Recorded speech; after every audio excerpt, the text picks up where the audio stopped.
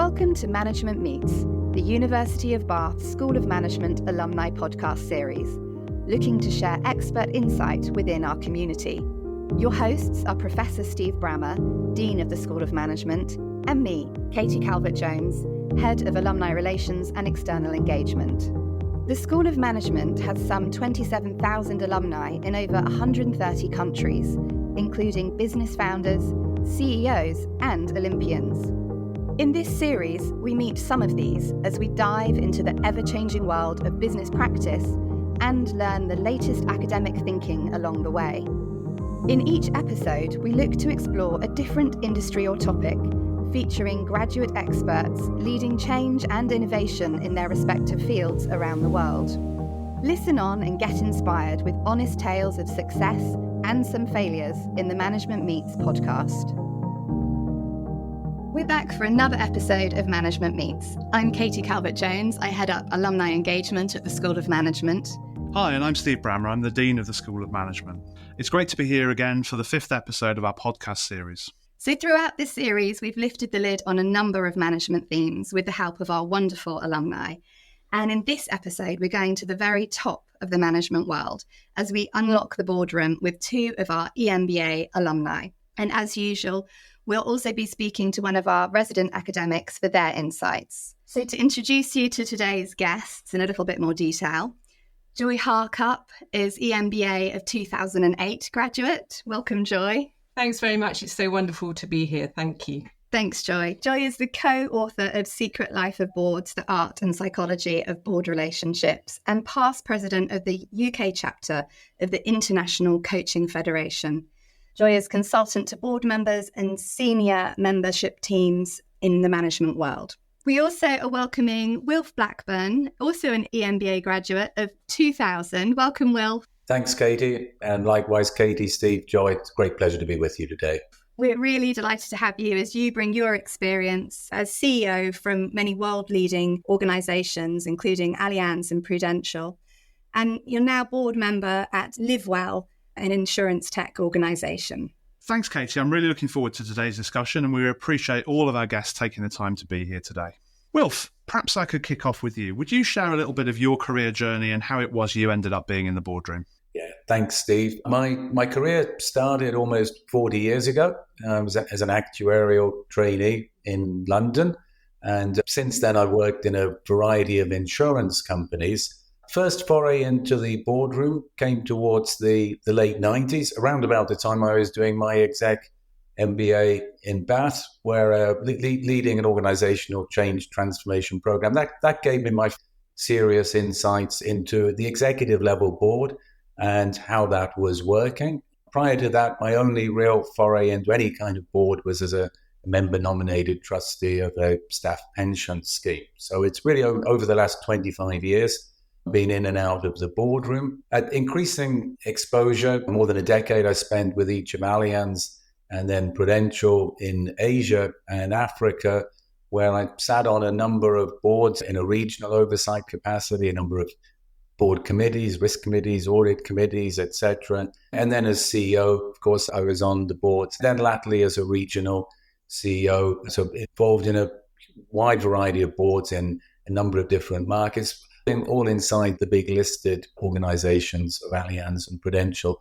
And then more recently, it's been experience chairing a board and as also one where I've been an investor in the organization, which has been quite different altogether. So that's in 1 minute, the exposure to a wide variety of boards and different capacities, sometimes chairing, sometimes exec, sometimes advisor to the board.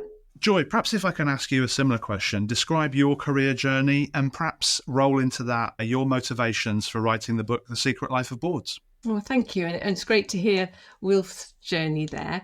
Mine was perhaps a little bit more circuitous, although there's some common themes, I think. I actually started as a lawyer, a dispute resolution lawyer, and specialising in litigation. And during that process, I was interested in the process of litigating and why people sometimes stood up so strongly to their principles when it was clear that actually they probably should be negotiating further. So I was interested in the process, but also in the group and the individual dynamics of how people behave under pressure. I then followed that curiosity about people and development and behaviours by becoming head of learning in a law firm in the city in London.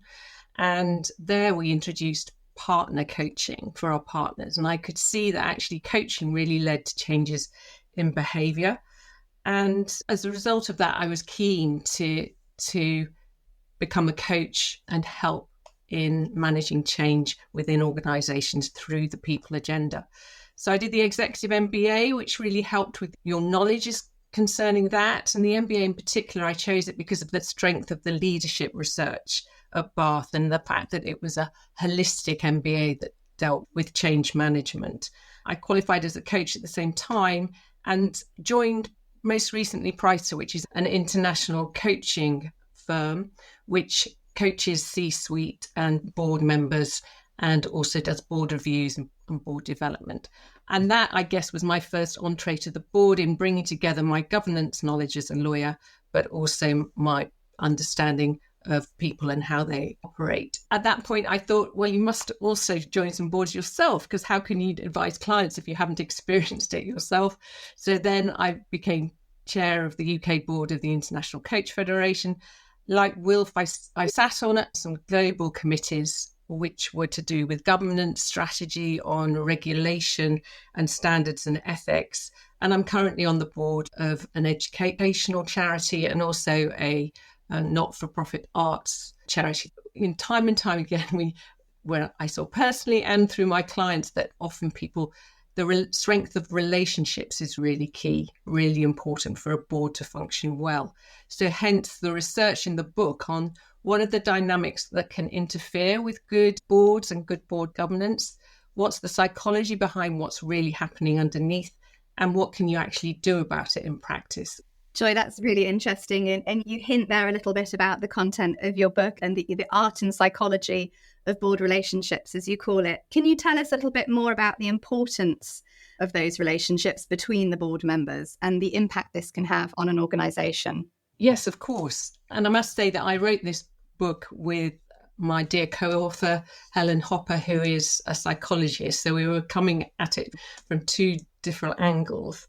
The importance, I think, is that it's really key that you have a good functioning board that can challenge, constructively discuss things, and also debate things to sharpen your thinking. Good boards are a balance of power between unitary boards in the UK and also in America and Australia and Singapore, where they're prevalent, and some countries in Europe, are a good balance between executives doing the operational work and the non-executives having oversight. And that balance of power can be really tricky. So often you might well see egos get in the way, personalities get in the way. We saw that often we actually identified 8 different types of scenarios that can commonly happen, which range from people falling out because of tensions and standoffs over principles through to those people who were complacent and compliant and so didn't actually see ahead as to what might be the tricky things that the board might encounter, such as what was on the horizon from their competitors, but also, economic issues that might impact them, the instability of the world or tech coming along. And if you're unable to do that, then there may well be an existential crisis in your organisation. And the impact of this dysfunction is it takes away from constructive debate, from proper oversight of strategy, and you miss things. So the number of our interviewees said it distracted you from getting down to business and you were diverted. And then it has an ongoing impact in the organisation itself. You can see that others are impacted by it too. We had interviewees who said, all our departments are siloed because they're taking these strong views that various members of the board are taking, and they're not collaborating together and being creative.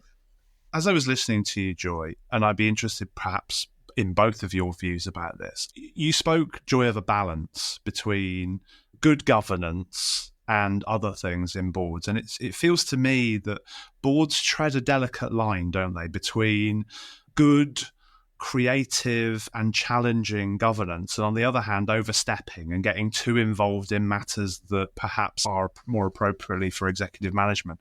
I wonder whether you could speak from your experience and your research, Joy, around the dangers of overstepping and how boards and indeed executive management might deal effectively with the challenge of good governance without that becoming an adverse phenomenon.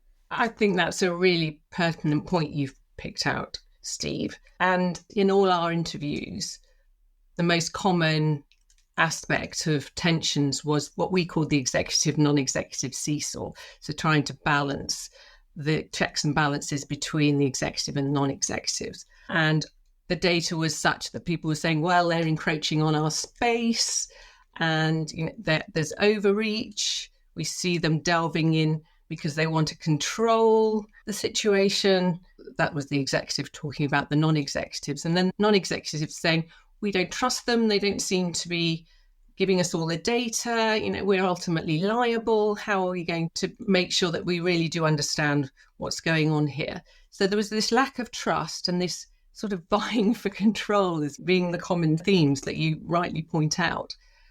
And good boards are really clear about what the roles are. And also they have ongoing conversations about what the roles are.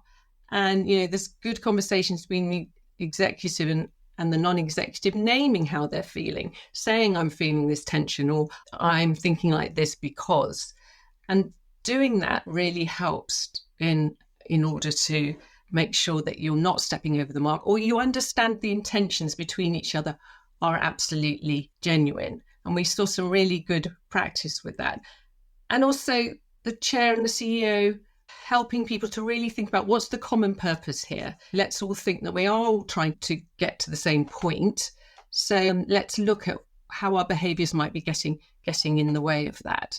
And a real good practical point is that a number of our interviewees, and I've seen this with my clients too, if they've sat on it as a non-exec and as an exec at the same time, they start to understand why the other is behaving as they are. I now believe it's absolutely crucial to do both because then you build the trust of saying, I understand, they're just doing that for good governance. I think that's a really interesting observation. I wonder if I could turn to you, Wilf, in relation to the same issue of getting the balance in that conversation in the boardroom between executives and non-executives. You've been on both sides of the fence, as it were. Can you share perhaps a bit of your experience of how good governance comes about through the collaboration and the relationships between execs and non-execs? Joy's got a tremendous amount of wisdom, and I was nodding vigorously as she was sharing some great insights. So I try not to parrot all of them, but a couple of things, firstly, that really strongly resonate to my experience are, firstly, the importance of the relationships. All of these challenges are easier to overcome, whether a good trusting relationships between the various board members, exec, non-exec, CEO, chair. And that, of course, doesn't just happen inside the boardroom. It happens in different ways, in different places. And a key point, I think, is being very clear upfront and consistently about what is the role, the purpose of the board, and what's the responsibility of each member in the board. And on the one hand, there are often a huge number of areas of alignment in terms of the purpose, the objectives of the organization. And yet I think everybody being aware of the different roles and responsibilities that people play is important. There are some things that are the prerogative of the board, for example, related to governance, however much the board want to get involved in other things to help the business. And I generally find all directors want to help the business as much as they can. But being aware of the differences, calling them out where there is conflict, and again, having the strong enough, trusting enough relationships to do that is very important. I found being clear up front when people are being appointed, exactly what are the expectations? Is it to be involved from a governance perspective? Is there an expectation that, for example, non-executive directors will get involved in other areas, other aspects of stakeholder management with investors or with other shareholders? To what extent will they be involved internally? Now, what I have found that helps enormously is bringing the board out of the boardroom and into the business. I think the more the more opportunity a board can have to spend time, not just with an executive team, but inside the business, seeing how an organization works, the better place they are to be effective in the boardroom. I know that at times executive team feel a little bit uncomfortable sometimes about giving that access, but I think that's symptomatic of a different issue if the access isn't there. And I've certainly found where I've been a non-executive, I feel much better able to help as a board member if I do have a first-hand experience of what's happening inside the business. So they would be the key points that I would make. But I think that the number one, I think it's the board chair responsible for the governance of the organization, executive leadership responsible for executing on the strategy. What tends to get the gray zone is then the development of the strategy. Where does that sit? Is it with the board or is it with the executive leadership team?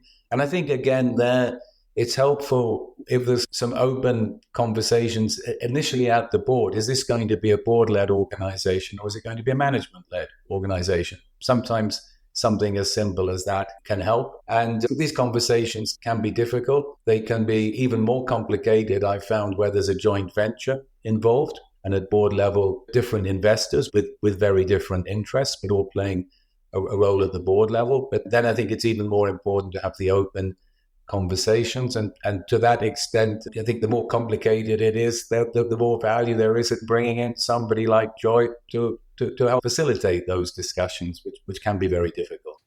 So that's fascinating. Thank you, Wilf. And in what you've both said, Joy and Wilf, the theme of trust has popped up. And Joy, I know that you speak about trust as a power tool in setting the psychological safety of a boardroom space. Can you speak a little bit more about that? Yes. And before I do that, I want to really endorse what Wilf has said, because I think the managing expectations and also the relationships outside of the boardroom are really important to that trust point. And yes, trust is a power tool, because if you have trust, you have credit in the bank when things get really tough. So it's important to build that up when the company or organization is in a time where it's easier to navigate. So if you come to a crisis, you then have lots of trust where people understand what their roles are, but actually do trust each other as personalities. Because we found in our research that when there's a crisis, actually it brings out new aspects to people's personalities. I'm sure I can see Will nodding at this point, that people behave in very different ways from the day to day. Yes, trust is developed through getting to know each other better, through away days, through board dinners, through going and doing site visits together. So you're connecting human to human. And I think often in all professions and in boardrooms, people are very task focused and they're very focused on thinking, what do we do next? Whereas if they can think more about what relationships do I need to build up in order to bring the best out of my colleagues, what biases do I need to put aside? Because we're all biased, aren't we, in some way or another. I'm sure lots of people have sat in boardrooms where you find that the same themes are being raised by the same people. We all tend to have our own pet topics. Mine at the moment on the boards I'm on is ESG, or what is the consumer experience. And we tend to often then sort of shut down, say, oh, he or she's talking about that topic again. Whereas if we come with noticing our own self-awareness, that is an important part of us developing as a board member, and also starting to trust each other and finding out what are each other's strengths and how we might build on that and how they might add to the conversation, rather than thinking, oh gosh, I've heard that before, or, I don't agree with that.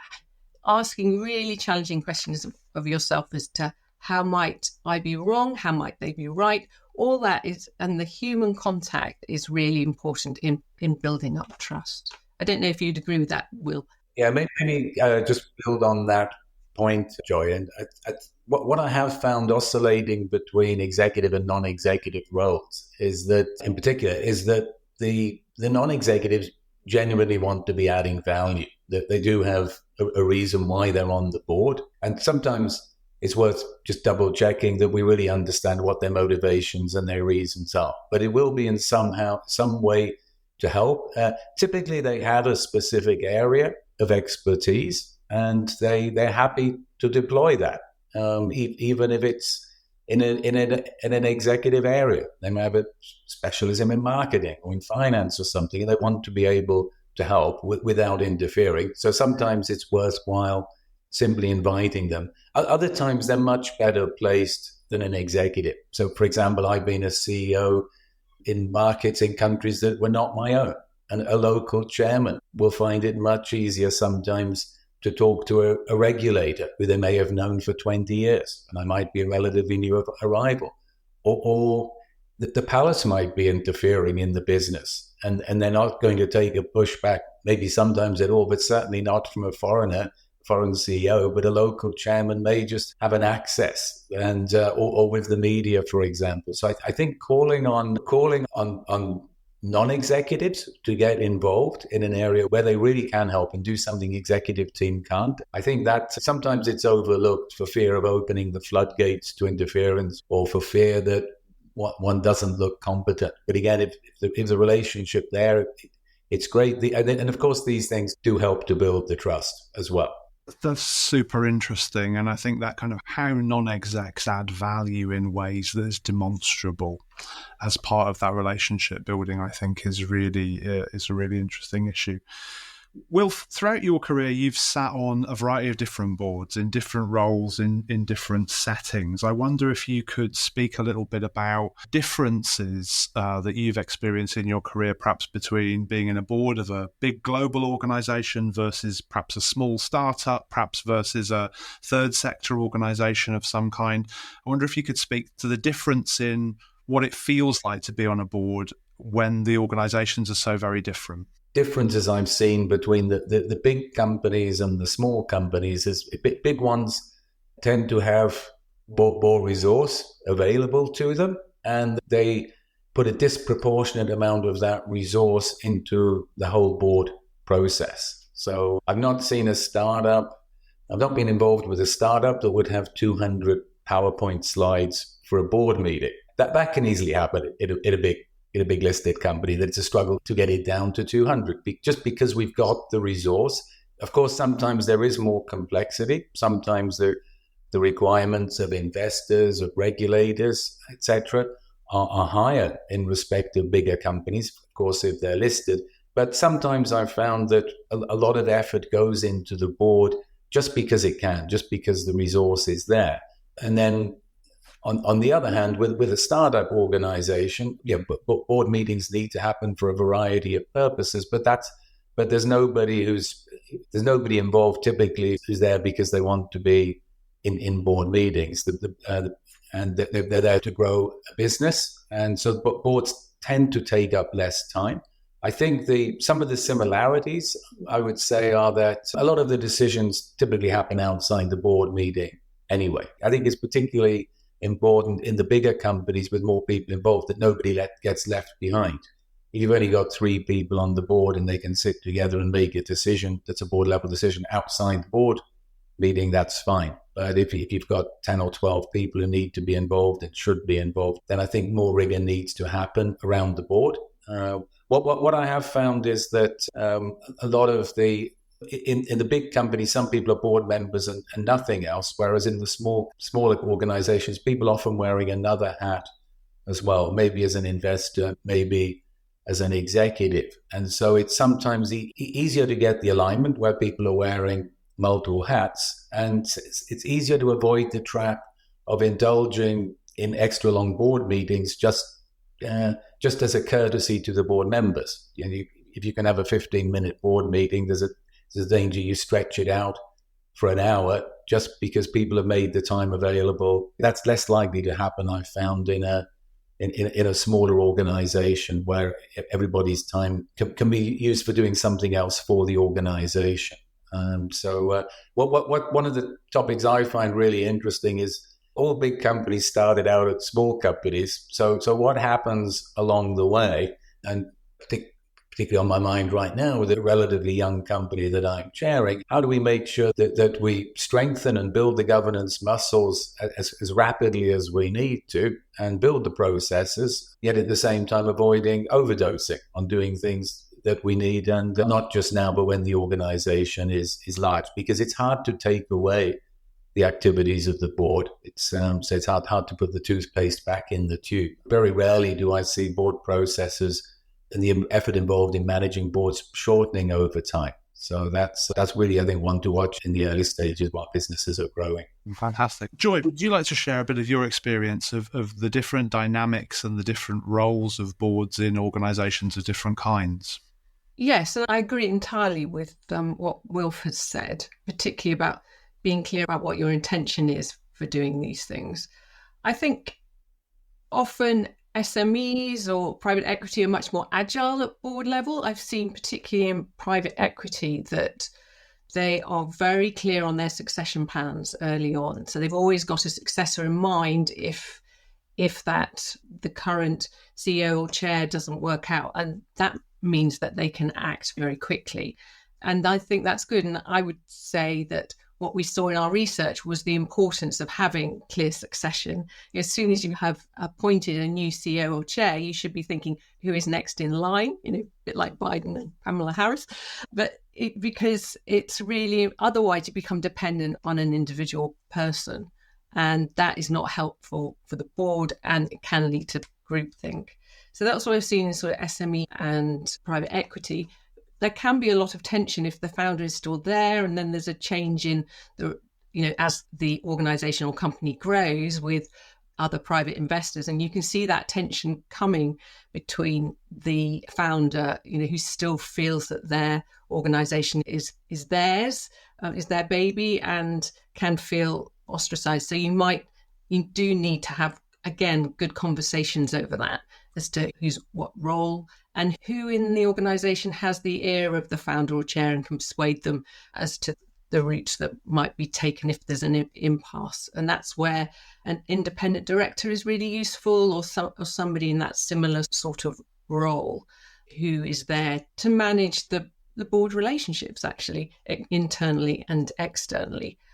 What I've noticed with big companies is, particularly if you've got board members who are on more than one board, some board members might be on 6, 7, 8. In some sectors, that's now, they've made sure that there are rules concerning how many other board memberships you can have. But you do find that maybe people hold back because they think, oh gosh, if trouble emerges on this board, what time do I have time to deal with it? And I think psychologically, certain members of the board can hold back because of that, or feel it's safely being dealt with somebody else. And there's other things happening on this other board I'm on, which are taking up my time, and I really subconsciously don't have the time to deal with that. So that might cause some reticence in actually being a full contributor. Always asking what the other time commitments a board member has is really important, because they may have the capacity, they may have the enthusiasm, but do they really have the time to devote to it? And there's a distance, there can be a distance in large boards between what's going on the ground and the reality of the situation. And there might be biases as to thinking, this is a great company, it's got a great brand, we can't think the unthinkable because, the brand, it must be protected. Yeah, a really wise commentary. Many of our listeners, many of our community aspire to hold board roles or have relatively recently arrived in board roles. I wonder if I could start with you, Joy, and perhaps seek your advice to people. I would like to be on a board. How do I go about preparing myself for that journey? Or I've just recently joined a board. What advice would you share about how I maximise my effectiveness as a director? So my first advice is go for it. And I hear a lot of people sort of feel reticent about it, think they haven't got all the skills, they haven't got the knowledge. But actually, I would start small and look at what you're passionate about and join a group or a committee that you feel that you could really impact in a volunteer capacity. So it might be sports, or it might be an educational situation or a school. And then also volunteer at work to be on committees, which will get you seen, but also it will give you transferable skills for use in the boardroom. If you choose something that you're passionate about and interested in, then it will, it'll show in your contribution to the boardroom. There are great networking groups as well that you can join. In the UK, there's plenty, and like Ned's on boards or women on boards that you can use. And a lot of the professional organisations for directors also do training courses for directors as well. And just think laterally, think about your transferable skills. You might have used it in one context, but marketing I can use in another context on this board, or where have I dealt with change management? So you can start to produce a story about it. And be bold and brave. And also you'll find out if it suits you or not. Because some people it may not suit and they decide they want to be an individual campaigner or something like that instead of being a board member. So it will help in that context. If you're new to a board, I would say don't think of yourself as the new person. You have just as much to give as anybody else there. And when we've talked about the book to networking groups, often people have said they've got a bit of imposter thoughts about it, and think things like, well, why have I been asked or appointed? Well, there's good reasons why you've been appointed. There's been a skills gap, or there's something about your character that has meant that they want you there. So be courageous, name the things that you're seeing, because the likelihood is other people will have seen them. If you don't want to do that to start with, start talking to your colleagues, do due diligence about the organisation by talking to colleagues, find out what the issues are. I would always do that before I joined a board, just so you know exactly what you're letting yourself in for. What are the great aspects about the organisation, but what are the challenges? A lot of boards, there's a lot of awkwardness. They know what's going on below the surface, but they don't actually voice it. So if you can start to voice it with other people, maybe outside the boardroom, so that you can get a group of you together to say what you think is wrong, then that is more powerful. You will feel stronger in doing it, and it will have more impact. There is no silly, stupid questions. Just say what you're thinking, and others will probably be thinking it too.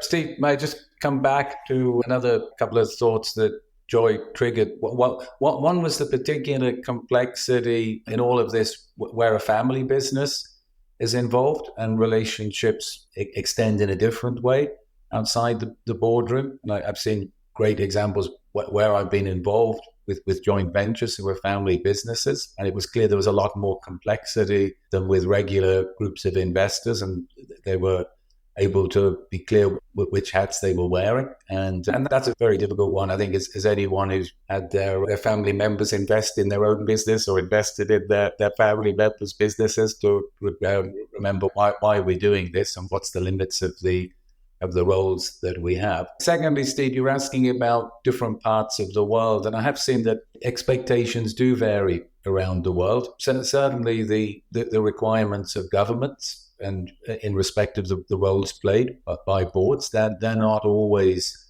the same. And so what I have found it's useful to do is to be retrained by local experts in each country in the system and the expectations of boards. And it does vary widely. It's not to suggest that standards vary in terms of their quality, but they just vary in terms of the application and the roles, the accountabilities of board directors. And to that extent, found it really important to understand when we're appointing people to a board to recognize that we might have expectations as shareholders or shareholder representatives of the role that we want board members to play. But it's also important that we take into account the expectations of other stakeholders that they will play as well, such as governments. And I think that's particularly, relevant for multinationals operating outside their own jurisdiction.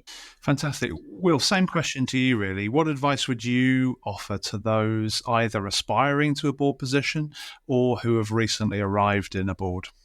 There's a lot of great material out there. So many wonderful books have been written. There are so many great videos, podcasts on boards. And I think it's great to combine the experience of being on the board with reading and watching a lot of what other people have said and written, and then reflecting on one's own experiences along the way.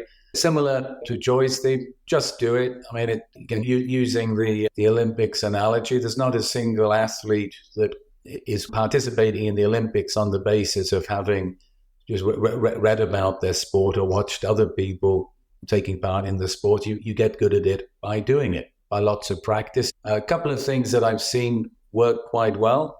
In a group of companies, it's often possible, easier than people think, to get the chance to sit on the board in another part of the group, or if they can't have a formal board seat, just to come along and observe and see firsthand what's happening. And usually you'll be asked to give a comment as an observer anyway, somehow to participate. But it's possible to get inside the boardroom. Something I've found and something I practice, because I find it really helpful, is to find friends who are running businesses, who are on boards, and ask for the opportunity to shadow. And notwithstanding the confidentialities involved, I think we can learn a lot by seeing other people in action, particularly those times where we're not expected to comment ourselves, not expected to participate, and we can purely observe what others are doing and reflect on that and how we see ourselves sometimes. The other aspect I would say is, don't assume that any role is too small or any board is too small. So some of the most accomplished board members I've seen started out on very small boards, because it's better in maybe places, in organizations, in roles that were less attractive to others. Because the one thing worse than being on an unattractive board is not to be on a board at all, if what you want is the practice. So I think nothing's too small. I think, back to Joy's point, if you're excited about the organization and what they're doing and what they're trying to bring to the world, and you have the time, then there's maybe an opportunity to contribute at the board. Always worth keeping in mind, as Joy said, they've let you into the board for a reason. They must think you can contribute in some area. Really good to know exactly what that is, and not to make an assumption about it, okay? It might be because your technical expertise, but it might simply be because they like the power of your brand, or they think you have some good business development connection or whatever. And it could be a combination of them all, but it's good to know exactly why the others think you're on the board. Sometimes you've just been dropped on them and they don't have a choice, but that's also worth knowing. And but then say, don't limit yourself to that. I think particularly early on, and this is again reiterating one of Joy's comments, that you'll notice things when you're a newcomer, as we do not just in boards, but in every community that we join. There's things you notice when you're new that seem a little bit strange, and then we get used to them over time. It's good to call these things out, because sometimes people have been around for a while, have forgotten about it, and sometimes they just want somebody to shout it out. It's easier because you're starting out with plenty of goodwill anyway as a newcomer. So I say, don't hold back. Anything that seems strange quite possibly is strange. So that's worth doing. Thanks, Wilf, and thanks, Joy. There's some really varied and very practical advice there. And I think also positive to hear that newcomers come with a lot of goodwill. So I think that's very encouraging for those aspiring to that position. Finally, a question to both of you. Our School of Management ethos is think ambitious. So a bit of a bigger picture question here. What should the ambitions of a good board be? Wilf, can I start with you perhaps? At the very basic level, it's follow the rules. Yeah? Make sure that the board works according to the rules of the country in which it's operating, and that make sure the organization is not breaching any of the rules. And so win according to the rules of the game. And I think that's number one, and it's a hygiene factor, and then nothing else to me counts if the board doesn't follow the rules of the game. I think ensuring the highest standards of governance is very important, and setting the tone from the top in that regard. Being a role model for whatever the organization's values and culture are. I think that's so important. Not just playing a role in setting the tone in defining it, but living according to it. Because we talk about the fish rots from the head, so the board have to be leading the way in that regard.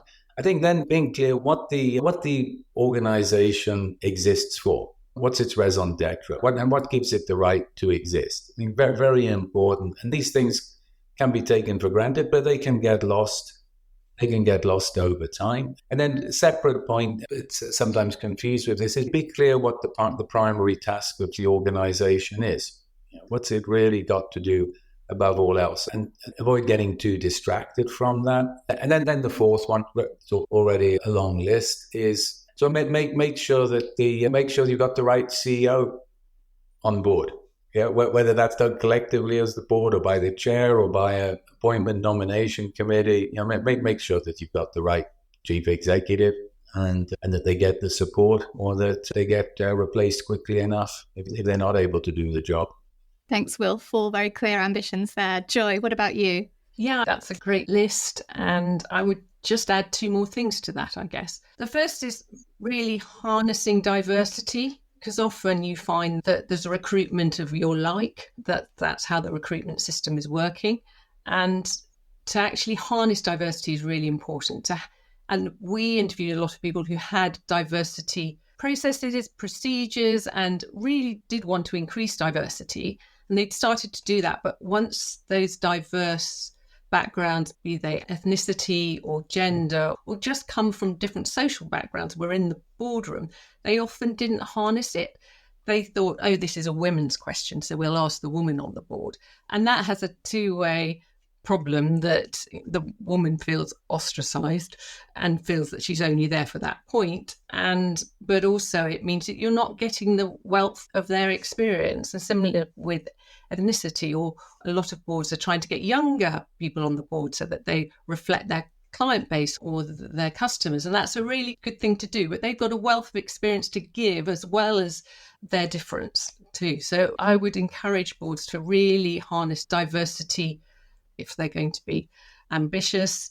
And that way they will see what is my second point, which is they will be a canary in the boardroom for future trends as well.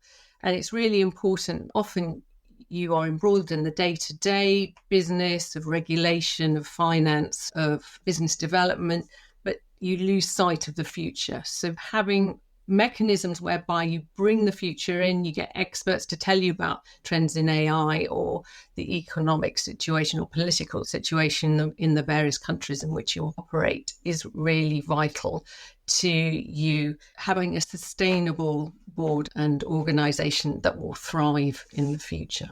Absolutely fantastic. Thank you. We're coming to the end of our time today, and it's been an absolute enormous pleasure to engage with you, both Joy and Wilf. Thank you for your time. It was a real pleasure talking to you both. Thank you. It's been a lovely conversation. I've learned a lot from you all. Likewise, thoroughly enjoyed it. Thanks for the opportunity. It's been a great privilege and an honour. Really fantastic session today. I really feel like we did unlock the boardroom with such an open and honest conversation about the problems and dilemmas faced by those in boardroom positions. I thought it was really fantastic advice for people aspiring to boards to just go for it, to volunteer, to get involved in aspects of organisational life that build those capabilities that are transferable into the boardrooms. And I felt the encouragement for colleagues to feel the confidence in their own capabilities and that they would have something to bring and contribute to boards, I think was also really fascinating. Agreed. I think the key message was just go for it. Absolutely. We like a bit of going for it, that's for sure. Katie, what academic insights do you have in store for us today? Well, Steve, earlier I spoke with our resident academic, Professor Margaret Heffernan, where we unpacked the theory behind the boardroom practice. I'm very delighted to welcome Professor of Practice, Professor Margaret Heffernan. Margaret, it's very difficult to summarise quickly and succinctly based on the sort of extent of contributions to management practice. But to anyone that doesn't already know Margaret, Margaret is an entrepreneur, a CEO, a writer, has produced programmes for the BBC for 13 years, and her TED Talks have been seen by over 15 million people. Alongside the pieces that I've mentioned already, Margaret mentors CEOs and senior execs of major global organisations and chairs the board of the Design and Artists Copyright Society. It's no surprise, therefore, that in 2023, Margaret was inducted into the Thinkers50 Hall of Fame for contributions to management thinking. Welcome, Margaret. Thank you, Katie, and thank you for inviting me to join in. Thank you so much for joining, and it's a real privilege to get your insights as we explore the boardroom, the journey to it, the politics of it, the value it holds. And for our listeners, I think the boardroom may be a very familiar place that they've been part of for many years, or it may be extremely enigmatic as they're just venturing into their careers and thinking about how to get there. But really, firstly, can I start by asking you, what do you see as the purpose of a board? I think the prime purpose of a board is to have oversight of the board. Theoretically, it is the board that employs the chief executive. Well, not theoretically, legally it is. The board is constituted of people in the business and outside the business. It's important that they bring a broad cross-section of talents and expertise to the job. It's important for them to challenge and question the chief executive and the executive team about strategy, implementation, and results. It should be a really good sounding board. And of course, depending on the nature of the industry that you're in, it may also be subject to quite complex regulation. And it is part of the board's job to ensure that the organization is operating within the bounds that it is legally mandated to do. That's really interesting. And we're speaking of sort of boards across industry sectors here, as I speak sort of board in the generic sense. So perhaps this might be a bit of a difficult question to ask generically. But do you think that the purpose of a board has evolved at all? And does it need to still evolve when we think about perhaps ED&I and considerations around that space? It definitely has evolved, and it continues to evolve. So definitely issues like ED&I, environmental and sustainability concerns are crucial here. So increasingly is reputational jeopardy, depending on the products that the company may produce, depending on the behavior of its leading executives.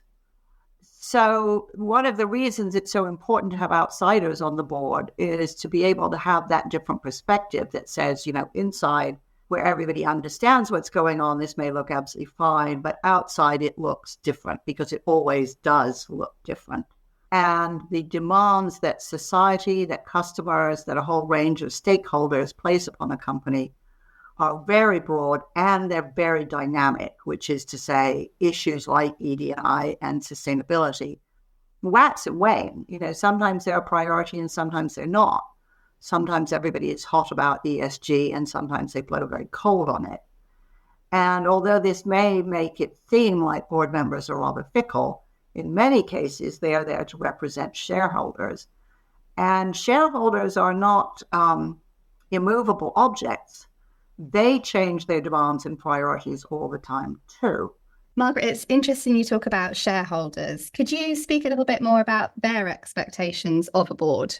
Yeah, I think that one of the mistakes that people commonly make about shareholders is to imagine that they are one thing. So you have institutional shareholders. They may be pension funds. They may be original investors in a company. They have a particular outlook. Pension funds, for example, are very long-term. Venture investors, for example, may be quite short-term. You have portfolio managers who are really interested in what their bonus is going to be at the end of the year. So that's really quite short-term. You have day traders who are extremely, extremely short-term. So there's no such thing as the shareholder. There are lots of different demands being made of a company in terms of what's expected for the company to deliver. In addition, of course, we have stakeholders who may include employees, suppliers, gig workers, people who live in the community, whose business or whose home life might be affected by the company. So there's a super wide range of people whose needs and desires and concerns have to be addressed by a board. And that's why it's really important that the board, to some degree, look like those stakeholders in terms of having a broad range of interests, values, expertise, and concerns. And you've spoken about diversity of boards in sort of internal and external stakeholders and that sort of that blend. There's perhaps a bit of a perception, though, that boards are constructed of people that are very senior in business because it requires that detailed level of understanding or that experience. Can that bring about challenges of its own in there perhaps then not being a diversity in other ways? Yeah, it definitely can, particularly if you have a board full of very seasoned senior executives. Their sense of what the long term is compared to, say, that of a 30-year-old may be very, very different. And one of the things that's been quite interesting in recent years has been the rise of what are being called shadow boards, which in companies are typically made of people under 30. Now, they don't have the same fiduciary power or responsibility that a formal board does. but they are expected to look at the same information and address the same issues. And the reason that they've become a thing is a dawning recognition that a lot of boards made up of very senior, generally very well-off people with a relatively shorter time horizon may not make decisions in the long-term interests of future generations. And so getting an advisory input from a shadow board, which also may be much more diverse in terms of sexual orientation, gender, ethnicity, and so on, can be a very, very helpful extra voice when it comes to long-term investments or decisions that will have long-term consequences. So the shadow board sounding a little bit like it adds the same values as perhaps someone might experience through reverse mentoring in some ways, and that it's giving that different perspective, that different point of view. I think it's an excellent analogy. I think it's also fantastic business training for the younger people who have the opportunity to join a board like that. They typically revolve about every 2 years, which is faster than a normal board, which usually revolves every 4 or 5 years. And the point is that you really want as many aspiring leaders in a business to have the opportunity of that experience. That's interesting, because we spoke at the beginning with our audience, and maybe those that are very familiar, but those that are actually very intrigued as to the boardroom, and it can perhaps seem a bit of a closed door space. So a little bit of guidance about how perhaps to get there would be helpful. Are there any other things that future aspiring board members should be thinking about now that you would advise? Yeah, I would say if you aspire to being a board member, there are a couple of things that are very good to do. One would be to be a local school governor, if you have kids in a local school. One might be to join your local parish council. So these are all collective decision-making groups from which you can get a lot of very good experience. Typically, people who want to move towards the boardroom of a commercial entity. So there are lots of ways of getting an experience and a flavor of the kinds of boards that are out there. And also learning about yourself in terms of what it is you think you can contribute. Do you want to be a listener or a talker? Can you contain your desire to do stuff? Because in the end, it is not the board director's job to do things, but to advise. And for many people who've had a very busy career in business, that inability to get into operations, the prohibition against getting into operations, can be very frustrating. And if it is, then they become quite poor board members. So that's interesting, the potential frustrations of being a board member. And the experience that you're speaking about, I'm thinking of here, some of it is the sort of technicalities of what's expected of a board member, the practicalities of have you got the time, have you got the expertise, but also that emotional element of it and that emotional intelligence and development of that and the dynamic relationships between the board. Do you think that's helpful then you mentioned the being on a local school of governance or something along those lines? Do you think that's particularly helpful in that space as well? Yeah, I think it's very important because very ambitious people like to get stuff done.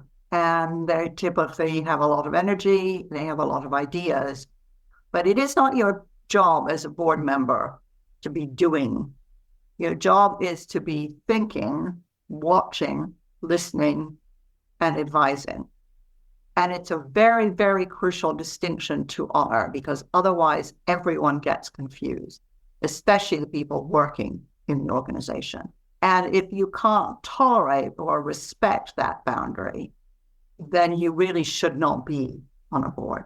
That's interesting. Margaret, I'm really intrigued from your experience, and perhaps without naming any examples, but have you sort of witnessed any sort of typical scenarios of people that really shouldn't be aspiring to being on a board because they're not going about it for the right reason? Probably quite a few. Certainly there are people who really want to be the CEO. That's a terrible motive, and it's a very unhappy outcome for everybody, really. I've seen people who often unconsciously, but continuously compete with the CEO. So they're there to kind of prove themselves, which is really not the right role. I've seen people who join boards for the status they believe that it delivers. That's true of many, many boards. And I've seen equally people who think, well, wow, if I'm on the board of a PLC, I get paid really quite well, and I don't have to do any work. These all make up for bad board members. And I have to say, they are not even remotely uncommon. I've seen board members, for example, who are directors of 3, 4, 5 publicly traded companies. These are enormously complex businesses. I don't believe they can do their job. But, they're everybody's best friend. And so they get kind of passed from board to board to board, and everybody thinks they're, perfectly lovely people. And they may well be perfectly lovely people, but this is not a social club. And I would say both in the US and the UK, having sat on boards in both places, this is a very common phenomenon. I think it's unprofessional. I think it's really damaging. And I think it's very selfish. So beware and acknowledge the commitment required to be part of a board ahead of sort of saying yes. And let's end on a positive. So what have you seen that's really positive? What sort of great board members have you encountered in your time? Well, I would say when I was running tech companies in the US, I had a couple of board members who really were unofficial mentors to me. They absolutely knew that I was the CEO and they were a board member. But they gave me fantastic advice. They gave me really huge amounts of time to help me think through issues. One of the difficulties in being a chief executive is that really everybody you talk to has an agenda if they work in the company. So having a good relationship with board members who want nothing but the success of the business can foment some really fruitful experiences and relationships. And some of those people have given me really the greatest education probably I've ever received in business. I would say that of the boards that I've sat on or that I've chaired, I think a board is really at its very best when people feel that they can ask hard questions, that it's not a fight, it's a discussion. Conflict is how companies think. So you can have a real open and discursive conversation about what's going right and what's going wrong. When you don't see that in a boardroom, where you see everybody just sticking to the agenda and there is no debate, it's, for me, the first symptom that there's a problem somewhere. And I have inherited boards like that in the past, where actually it was so neat and tidy that at the board meeting, fundamentally nothing happened. It was all very performative. And that's a very, very bad sign. Every case that I've seen, there was stuff going on that should not have been going on, and it was very effectively hidden by the theater of the boardroom, which was not the reality of the business. On the other hand, as I say, and as you say, to end on a cheerful note, when you have a whole bunch of really concerned, smart, experienced, critical, creative thinkers around a table trying to figure out the very, very, very best way for an organization to flourish, it is really exhilarating because you face the delight that is the collaborative exercise where ideas, as they get passed around, get better and better and better. And that's the point at which you think, okay, these board things, right, they really are important and they can, at their best, be brilliant. Thank you, Margaret. That's a really inspiring note to end on. Really appreciate it. My pleasure. My pleasure. Thank you, everyone, for listening. Next time on Management Meets, we'll be talking entrepreneurship. Thank you for listening to this episode of Management Meets, the University of Bath School of Management alumni podcast series. Thank you to our expert guests and my fellow host, Professor Steve Brammer. We hope you found some inspiration from this episode to apply to your profession, and we look forward to chatting with more industry-leading alumni next time on Management Meets. You can subscribe to the podcast and find all episodes on your favourite streaming platform. If you're wanting more from our incredible alumni community, visit our website to discover the services available to School of Management graduates and join our LinkedIn group. Stay in touch, and we hope you'll join us again.